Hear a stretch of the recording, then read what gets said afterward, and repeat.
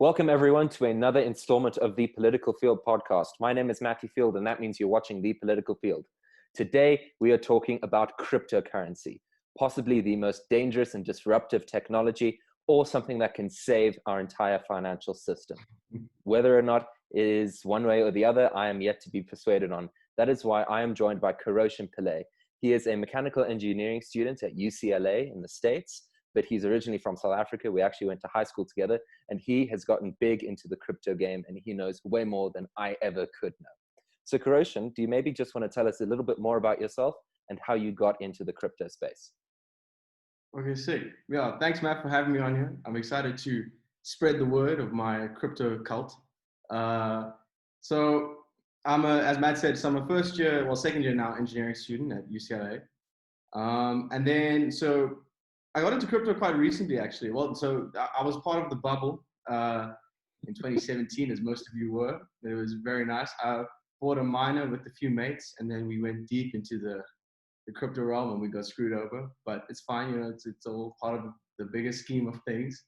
So then, come the March drop, I started getting into finance a lot more. And then as soon as you start doing that, you will hear the words Bitcoin, cryptocurrency, and the bubbles that they create eventually. So I started hearing about this thing, and then a thing called the Bitcoin halving happened. So essentially, I'm in Bitcoin. I was into Bitcoin for the cash. We are here leverage trading some big, some risky trades. And then that shortly transitioned to me diving into crypto, and it's just such an interesting world, to be a part of.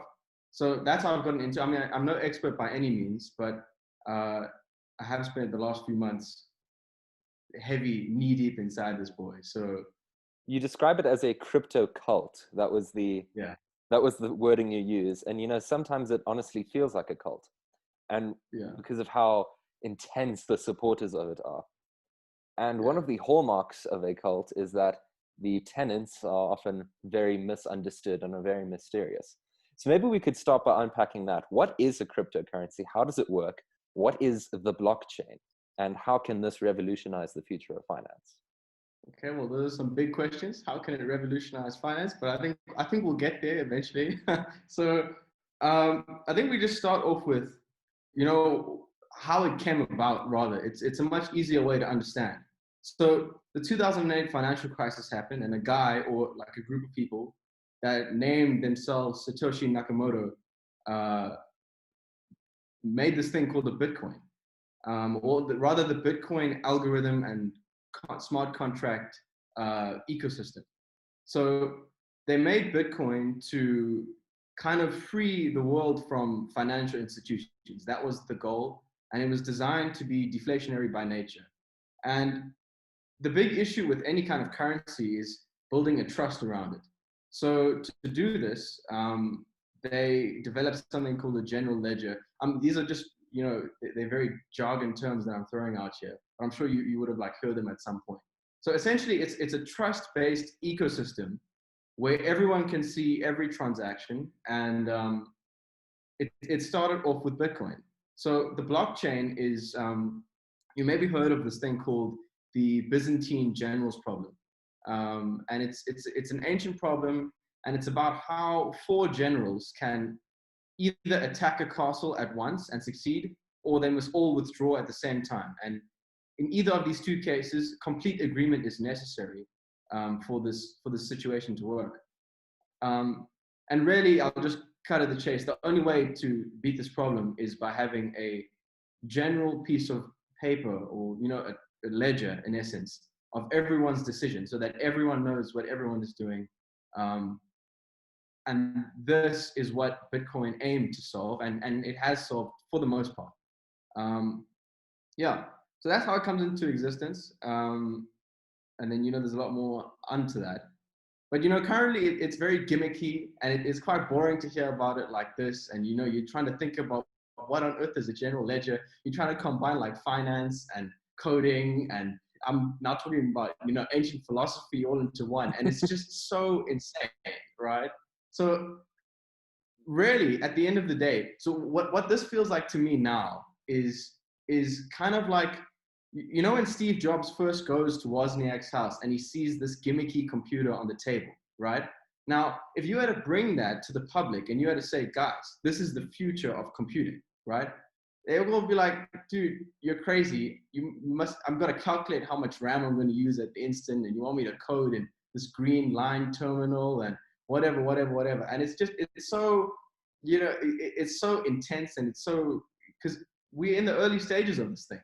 So it's going to take something quite extreme. It's going to take like a Jobs to come and piece this situation together and, you know, give us a more complete solution to what's going on.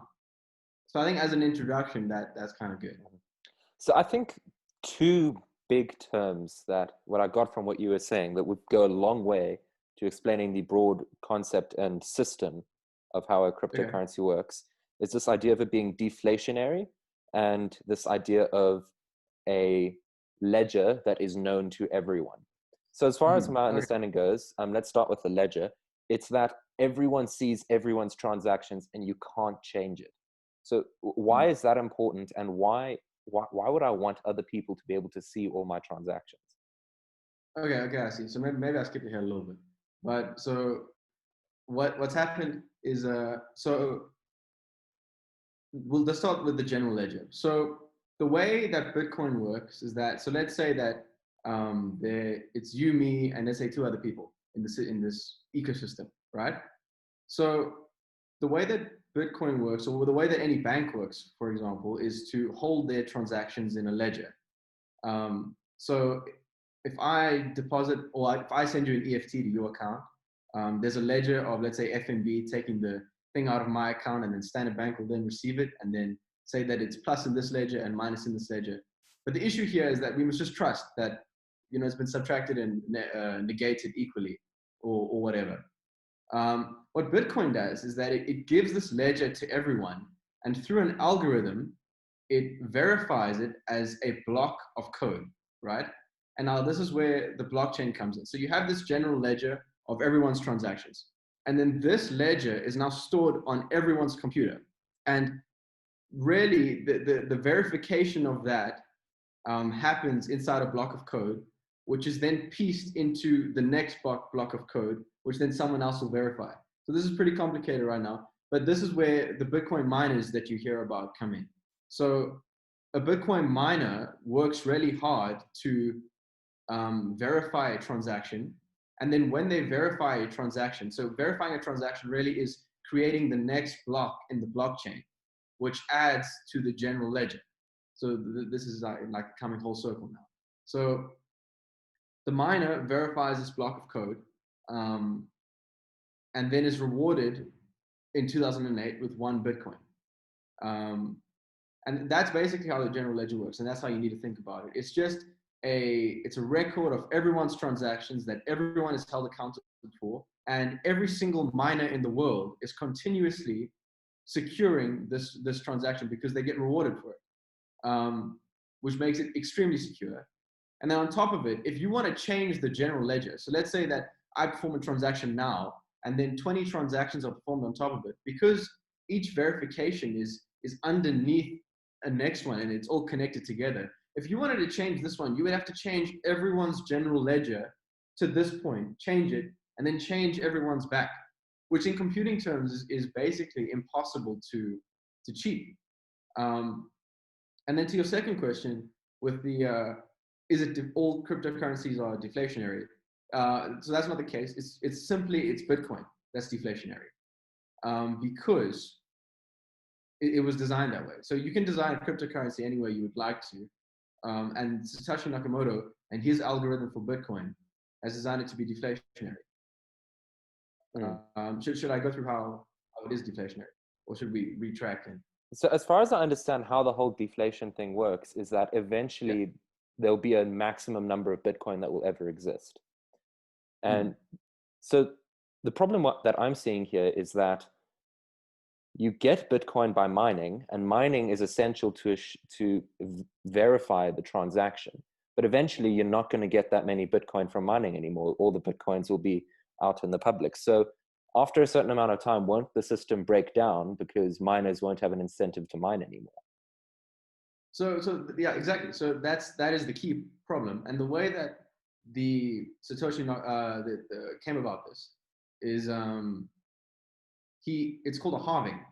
So there's a certain number of blocks, and once those blocks are mined, the reward to the miner gets halved. In 2012, the reward was halved from 1 Bitcoin to half a Bitcoin, and 2016, which preceded. So usually halvings precede massive bull runs. Usually, there's some hype around it as well, but halvings usually because the supply into the ecosystem is decreasing. So 2016 preceded the massive bull run of 2017, and we recently just had another one. So as you know, if you halve it every time, you know that's an exponential decrease. So there will always be. You can never have no Bitcoin into the ecosystem. And what you force as well is that mining costs a lot of money as well, and you can't have all these miners always owning Bitcoin. So what you hope for is miners to crash, and some of them must go bankrupt. So if it halves and someone's electricity costs are too much, then those oaks are going to go out the ecosystem, and that's why this asset is deflationary. And it also, so the max number is 21 million. It's important to say, so there is no other asset in the universe that is deflationary like Bitcoin is. It has a fixed supply, and into the ecosystem is always a reduced amount based on its popularity in essence, which is pretty extraordinary. We've talked about deflation a lot here. And as an economics student, that is one of the most scary words that exists in economics, right? So let's say Bitcoin was our currency. The rand was gone, the dollar was gone, we were all using Bitcoin.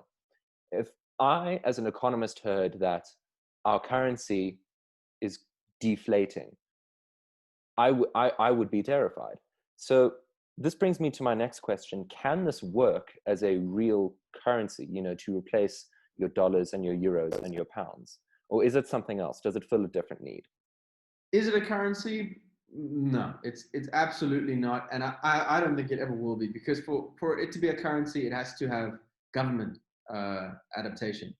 And there is no government in the world in which this is an interest for this government, because it yields all financial power basically from a governing body, which is really not in interest. But it is a really cool store of value, and it's also transactional at that. So it's gold, but it's digital gold, and you can send it quickly, and everything that comes from digitizing gold that it would be. And I was sending you pictures of oaks in Nigeria already, accepting Bitcoin as currency for their goods, like on the street. So like a bottle of Coca-Cola or whatever. So it's a store of value, and it's already being used in hyperinflating countries. So like Venezuela, Nigeria, for example. And we don't even have to ask if it can be, because it already is. And it's doing it quite well. This brings me on to another idea, and this is moving on to a little bit of how it has been abused in the past. We've seen a lot of scams, we've seen a lot of bubbles where a lot of people have lost a lot of money, maybe even yourself. One of the other reasons why I'm cautious to believe in this as the future of currency is because, using Bitcoin as an example, because it's the most popular crypto, it is just so volatile in terms of its prices. You have these massive bull runs and then these massive crashes.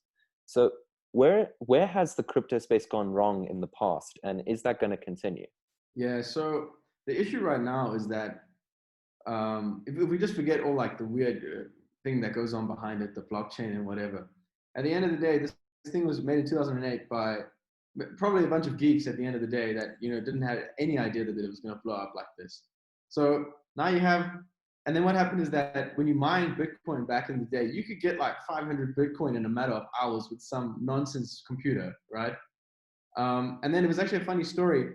My hairdresser, my barber, in fact, he had a Bitcoin, like an ATM kind of in the store.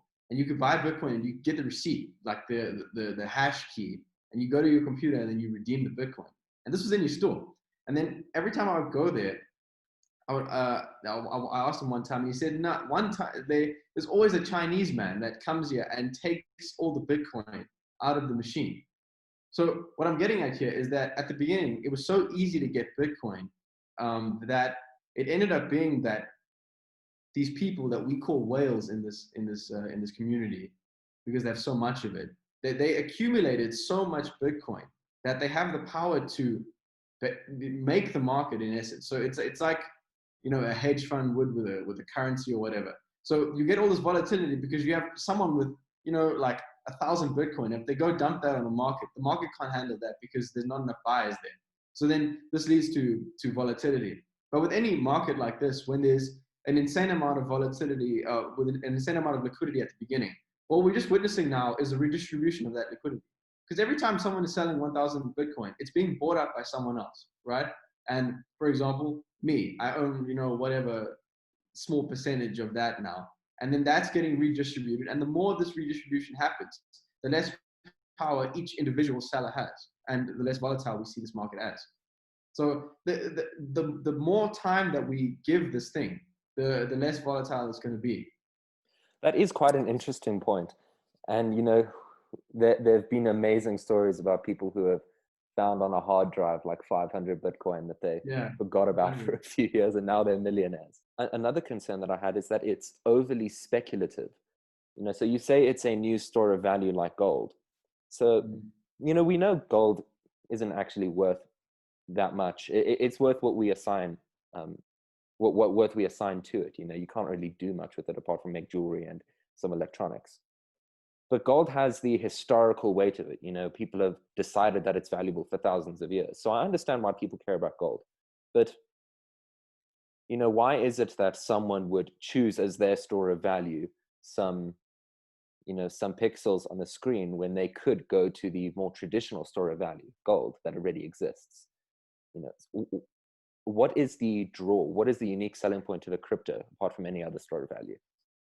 Yeah, exactly. So really, you know, at the end of the day, as a financial student, you must know that it's just supply and demand. And with the finite amount of supply, the price is bound to go up. But the issue is that, well, why is there demand is your question, right? What is the use case for Bitcoin at this moment in time? So currently, the use cases are quite weird, to be honest with you. And to be saying exactly why it would go up would be a lie. There's been a lot of people that have tried to hypothesize. There's one thesis about, it's called stock to flow. And it really, what it does is that it kind of tries to make a mathematical relationship between the amount of flow into the market, so the new Bitcoin that Oaks get from mining, in essence, to the price of it. And they try to find a co-integration in that, and see if the variables line up and whatever. So these models, if you zoom in enough, they break down, right? But I think if you did have to assign some genius to it, he would find some relation to, you know, flow into market and the price going up. But really, what we need is a use case, right? And we need for Bitcoin to have a real store of value, which I think comes with the adaptation of crypto, because Bitcoin is the grandfather of all these things. And with the adoption of crypto, you can, I don't want to get too complicated in it, but Bitcoin is necessary for this market to run. So if you want to do anything with crypto, and I think it's an incredible tool, Bitcoin is bound to go up because it's just, there's so much of it there, and the base is already there. And also, just going from an investing standpoint, right? If you had to invest in any market, so you choose any market at the beginning of its life, you can choose at the avocado market, the cell phone market. If you invest at the beginning of a market, it always increases in value. There is no market that is born and instantly decreases. So crypto has only been alive since 2008. That's when the first Bitcoin was created. And all these coins that we've heard about now are like 5 years old, right? So if there was ever a new market to be interested in, it's this one. So obviously, I'm not gonna try to lie to you and say that I know why the demand case is there, but there are so many reasons for it to probably be there. So yeah, that's the best answer that I could probably give you here.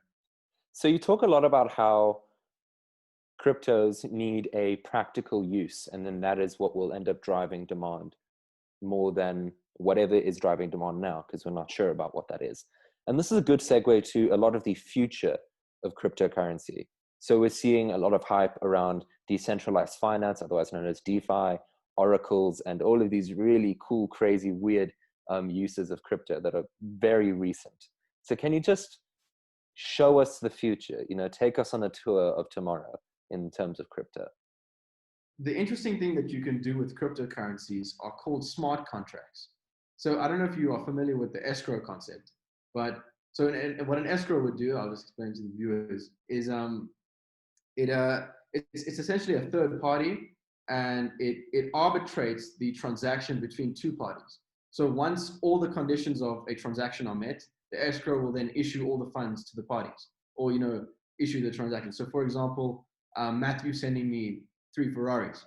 So the escrow confirms that then happens, and then the thing will then go through, right? And there's a lot of trust in essence here, right? And the beautiful thing about cryptocurrency is that it's built around trust. So smart contracts allow you to like plug into the blockchain whatever you want. So for example, Mercedes is currently working with the coin. So what Mercedes is doing right now with the self-driving car really is they're using something called an oracle to send information through. So oracles are super cool because they connect the real world and the blockchain together. So crypto is super interesting because it gives you solutions to all these like philosophical problems that require trust.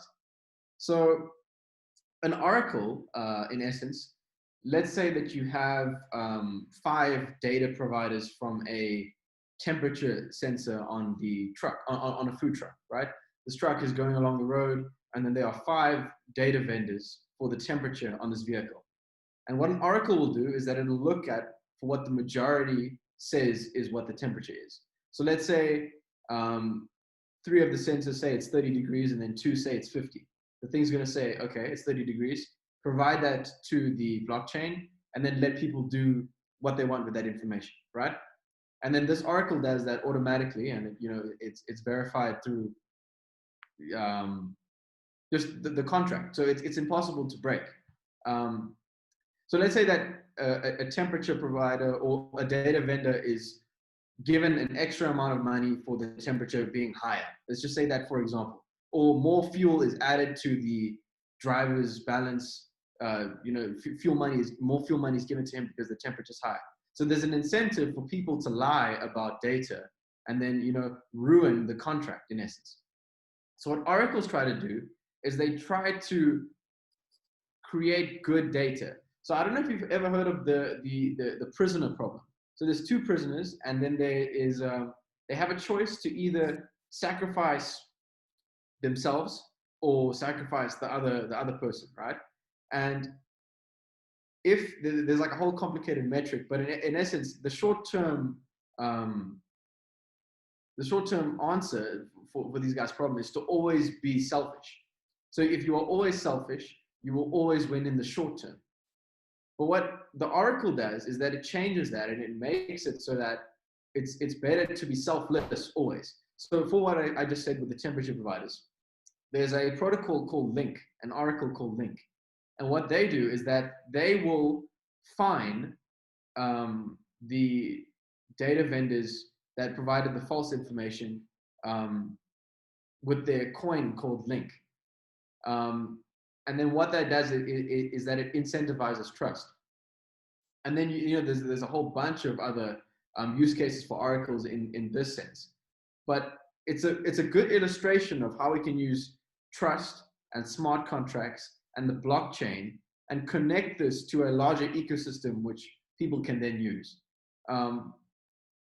Which at the end of the day means nothing to the everyday person, right? Like you don't really care about how your food delivery is getting to you. But the important thing that I'm highlighting here is that, so this tech is really only like 10 months old, right? And it's such cool tech. And we just mentioned the words DeFi. That thing is like 3 months old, or however old it is. All of this is coming so quickly because it's like we're discovering a whole new branch of physics, but in the world of finance. So we need someone like Faraday to come and be like, no, guys, put it like this, put it like this. This is how you make a generator in it, right? So this is, it needs to be simplified and dumbed down, because right now I've confused myself trying to explain it to you guys, and it's super complicated. But what I'm trying to do here is it's really important to be excited for this space, because there's just so much possibility. You know, we always look for like, what is the new disruptive tech? What is going to happen next? Oaks are coming up with apps that trying to read my mind and match me with the Netflix date, or I don't even know what, right? And everyone's trying to disrupt, but this is the tech. This is how you do it. This is tech that threatens the whole global financial system, because it hands power out. It takes power out of government, because there's no single trust organization. It's just the people. So I was telling Matt a pretty cool thing about a digital currency and what it would mean for South Africa and developing countries. So a big problem for developing countries is the need to bank the unbanked. So, you know, if you go through Africa and you go through all these developing countries, people don't have IDs and passports. I mean, they can barely get a meal on the table, and now they need to go pay fees for a bank account or whatever. And this is it's a big problem. And what I think developing countries have the opportunity to do is jump ahead of all of these legacy markets that are trying to shove banks into the whole of cryptocurrency. Instead, we can just adopt cryptocurrency right away. So I was telling Matt, so my gardener, for example, we have to pay him through an e-wallet. And I was just thinking about how ridiculous the concept of trying to pay this guy in an e-wallet is. So for me to do an e-wallet, firstly, it's only FNB that does it. So my mom has to send me money using a pay and clear now thing. There's a fee there. I then have to send it to an e-wallet, I've sent it to his phone, which gives him an ATM pin, which then allows him to withdraw the money from the ATM, right? And all that's happened is that, you know, 4 ledgers have just changed the amount of money on them and allowed the ATM to give this guy money. But instead, he already had a smartphone. He's already doing the SMS thing, right? Why don't we just give him the money straight away? Because in essence, that's what you want to do. So you want people to be able to transact easily as if it was cash, but without cash. And what crypto and DeFi allows you to do, it allows you to do that exact thing. It gives you the toolkit to do that. Right. So now that's super interesting. But now you don't want to be trading Bitcoin, or you don't want to be trading some weird coin, as Matthew was saying, because countries will never allow that. But what you can do with crypto these days is that you can buy dollar-pegged cryptocurrency. So it's 1-to-1 with the dollar, and it'll always be 1-to-1 with the dollar. And the way that most of these people do it is that it's called a hard peg. They physically buy US dollars, and then they release a thing called USD Tether, into the crypto ecosystem. And then because they have it kind of, you know, it regulates itself.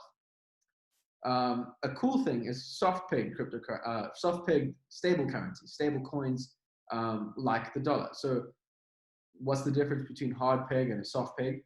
It's a soft peg cryptocurrency.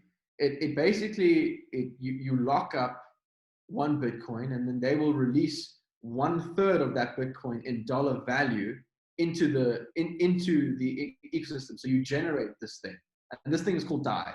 So you lock up 1 Bitcoin, and then you get 1/3 of that in DAI back. And then the way that they do that is that they'll then change the amount of Bitcoin that they lock up for you.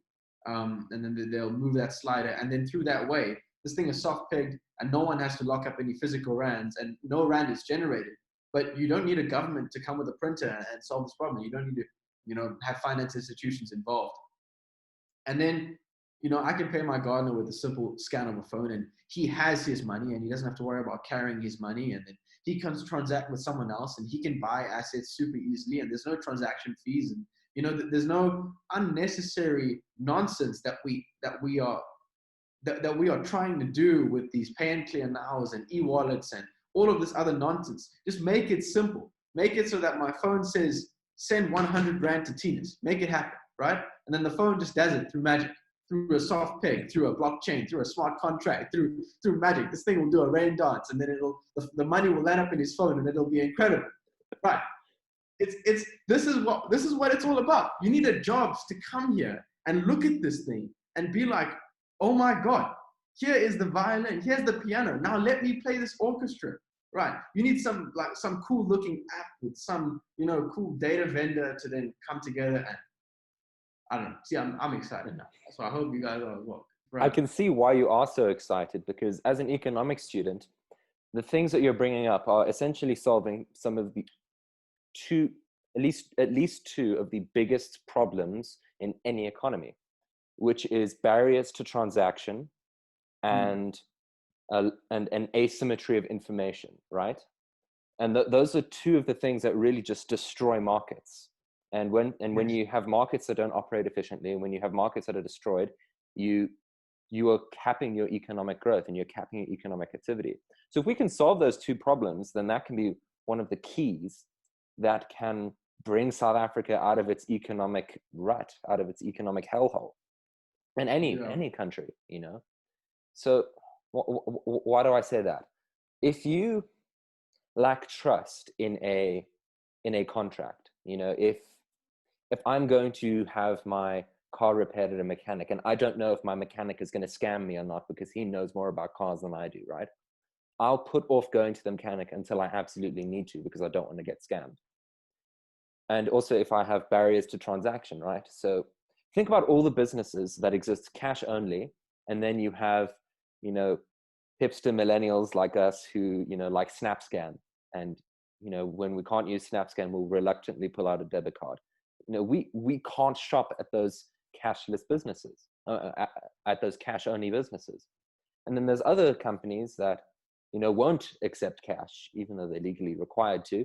They will heavily pressure you to use cards or to use SnapScan and that sort of thing.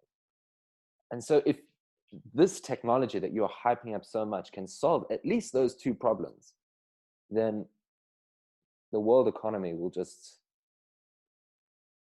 so many lives will be made better. So the weird thing about how cryptocurrency works, it's like, so I think the physics analogies are just so great, right? Because at the end of the day, you just arrive at a light switch, right? You turn this thing on, and no one has had to explain to you, maybe we should have started with this, right? So like, no one has had to explain to you, oh my God, this is Faraday, this is the generation, this is the transformer AC to DC, this is the watts that are going through, this is our loss, this is the, because at the end of the day, you could explain it like that and make it seem like it's the worst thing in the world, right? Oaks just want to arrive at the light switch and then turn it on. So what crypto has the capability of doing is actually simplifying things and not making your life any harder. You don't need to remember these, these secret codes, and it's as if it's a launch sequence when you're trying to send a transaction and you gotta whatever. So like a cool thing that you just said. So a smart contract. So if you had an Oracle, for example, at a Woolworths, right? And you wanted to simplify the checkout process, you go to the till, and then the till would have an oracle instead of a normal thing, and it would look at the vegetables that you bought and whatever, and then they would connect it to the, let's say, the whatever blockchain, and it would then initiate a transaction, send the money from yours to theirs and whatever. There can never be a wrong amount because it's only what you put there. You've eliminated the till providers, and it's all been streamlined in essence. But yeah, it's meant to simplify things, but the way to get there is through explaining these super weird concepts and trying to get people to grasp the gist of it. But as I said, when you go to your iPhone, you do not care about the 8 nanometer microchip that is powering this bad boy, or the battery and its ounce and how the camera works. You don't care, right? So what I've tried to explain to you is kind of the tech inside the smartphone. And I understand that you're just going to go to the smartphone, you want to open up Instagram. That's the end of the day. That's what I want to get. Also, me, that's what I want to do, right? And then my investment has paid off, and I'm going to be rich. But so it's super complex right now because we are in such an early stage. But I think to be an investor in this space is pretty cool. It's super risky, but at least you're playing a part. But yeah, I think it's super sick. I must just say that the political field is not an authorized financial services and credit provider. So this is not investing advice. I am not telling you to do anything. Do with your money as you choose. It's not on me. My hands are clean. But if what you're saying turns out to be true, and this does end up being the next thing, it will be the next step in a long line of very complicated ideas and technologies making life simple. You know, riding a horse is simple. Building a car is really complicated, but riding a horse makes your life hard because you know, it's, you have to feed it. You have to, life is complicated without cars. So cars have simplified our lives, but we don't necessarily know how they work. Banking simplified our lives, but we don't necessarily know how banks operate. Only the bankers need to know that. Cell phones have simplified our lives. We no longer have diaries and calendars and letters and all of these in separate things. It's all been condensed, but none of us knows how a cell phone works unless you're maybe doing a computer science degree. So this would just be the next step in simplification through complexity. And I think that would be a good idea to leave in your heads. Simplification through complexity. Thanks everyone for listening. My name is Matthew Field, and you've been watching the Political Field podcast. Thank you so much to Keroshan Pillay from UCLA for joining me. It's been a really amazing conversation, and I have certainly learned a lot. My mind has also been a little bit blown, as I imagine yours has too. Thanks, Keroshan, for coming on.